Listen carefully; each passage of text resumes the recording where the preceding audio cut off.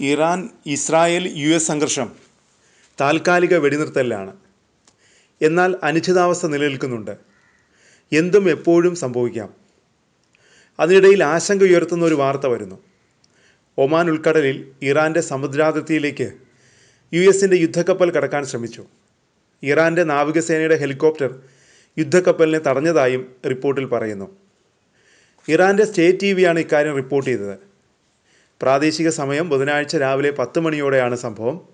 USS his Gerald എന്ന യുദ്ധക്കപ്പലാണ് ഇറാൻ്റെ സമുദ്രാതിർത്തിയിലേക്ക് എത്തിയത്. US വ്യോമസേനയുടെ നശീകരണ കപ്പലാണിത്. കപ്പലിനെ നേരിടാൻ ഇറാൻ സൈന്യം ഹെലികോപ്റ്ററിനെ അയച്ചെന്നും റിപ്പോർട്ടിൽ പറയുന്നു. US കപ്പലിന് മുകളിലൂടെ ഇറാൻ്റെ ഹെലികോപ്റ്റർ പറന്നു. ഇറാൻ്റെ സമുദ്രാതിർത്തി കടക്കരുതെന്ന് മുന്നറിയിപ്പ് നൽകി. ഇതോടെ US ഭീഷണി മുഴക്കി ഹെലികോപ്റ്റർ പ്രദേശം വിട്ടുപോകണം, ഇല്ലെങ്കിൽ ഇറാൻ്റെ വിമാനങ്ങളെ ലക്ഷ്യമിട്ട് ആക്രമണം നടത്തുമെന്നും US യുദ്ധക്കപ്പൽ മുന്നറിയിപ്പ് നൽകി. എന്നാൽ US-ൻ്റെ ഭീഷണിയെ തള്ളിയെന്നും വ്യോമപ്രതിരോധ സംവിധാനത്തിൻ്റെ സംരക്ഷണയിലാണ് ഹെലികോപ്റ്ററെന്നും ഇറാൻ മറുപടി നൽകി. തുടർന്ന് യുദ്ധക്കപ്പൽ തെക്കോട്ട് പിന്മാറിയതായും റിപ്പോർട്ടിൽ പറയുന്നു. ഇസ്രായേലും ഇറാനും തമ്മിൽ 12 ദിവസം നീണ്ടുനിന്ന സംഘർഷം വെടിനിർത്തലിൽ അവസാനിച്ച ശേഷം ആദ്യമായാണ് നേരിട്ടുള്ള സംഘർഷം നടക്കുന്നത്. സംഘർഷത്തിനിടെ US കൂടി ആക്രമണം നടത്തിയത് സംഘർഷം വർദ്ധിപ്പിച്ചിരുന്നു.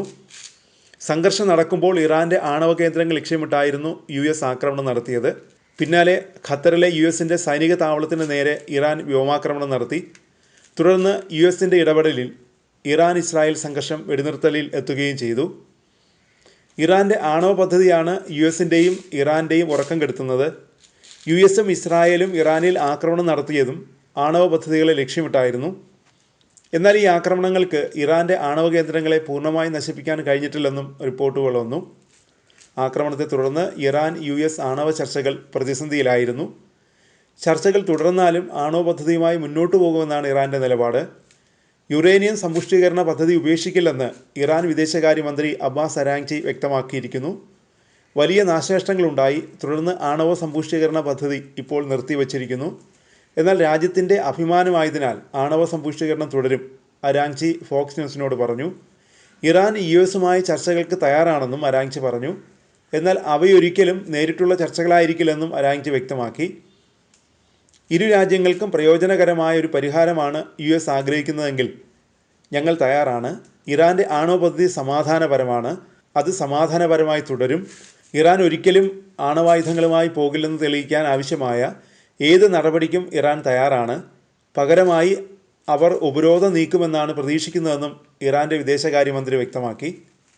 ഇറാൻ US ആണവ ചർച്ചകളെ ലോകമേറെ പ്രതീക്ഷയോടാണ് കണ്ടത്. ഒമാൻ്റെ മധ്യസ്ഥതയിൽ നടത്തിയ ചർച്ചകൾ ഫലപ്രദവുമായിരുന്നു. അതിനിടെയാണ് ഇസ്രായേൽ തികച്ചും അപ്രതീക്ഷിതമായി ഇറാനെ ആക്രമിച്ചത്. പിന്നാലെ US കൂടി ഇറാനെ ആക്രമിച്ചതോടെ കാര്യങ്ങൾ വഷളായി. ഇറാനെ ആക്രമിക്കാനുള്ള US-ൻ്റെ തീരുമാനം വൻ അബദ്ധമായാണ് വിലയിരുത്തുന്നത്. US-ൻ്റെ മുൻ ദേശീയ സുരക്ഷാ ഉപദേഷ്ടാവും ഇതേ അഭിപ്രായം പ്രകടിപ്പിച്ചിട്ടുണ്ട്.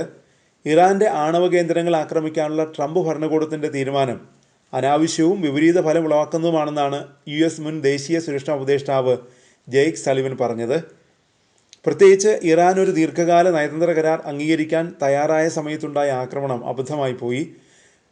ഇങ്ങനെയാണ് ജെയ്ക്ക് സലിവൻ അഭിപ്രായപ്പെട്ടത്. ട്രംപ് ഭരണകൂടത്തിന് സൈനിക നടപടി പൂർണ്ണമായും ഒഴിവാക്കാമായിരുന്നു എന്നും അദ്ദേഹം പറഞ്ഞു. ഏതാനും വർഷങ്ങൾ മാത്രമല്ല, പതിറ്റാണ്ടുകളോളം അവരുടെ ആണവ പദ്ധതിയെ നിയന്ത്രിക്കാൻ കഴിയുമായിരുന്ന വളരെ നല്ലൊരു കരാറിന് ഇറാൻ തയ്യാറായിരുന്നുവെന്ന് അദ്ദേഹം അവകാശപ്പെട്ടു. ഇറാൻ ആണവ പ്രശ്നം ശാശ്വതമായി പരിഹരിക്കാനുള്ള ഏക മാർഗം നയതന്ത്രമാണെന്ന് സലിവൻ പറഞ്ഞു. ഇറാൻ ആണവ ഭീഷണിക്ക് ശാശ്വതമായൊരു അന്ത്യം കൈവരിക്കുന്നതിനുള്ള ഏക പ്രായോഗിക മാർഗം നയതന്ത്രമാണ്, ജെയ്ക്ക് സലിവൻ വ്യക്തമാക്കി.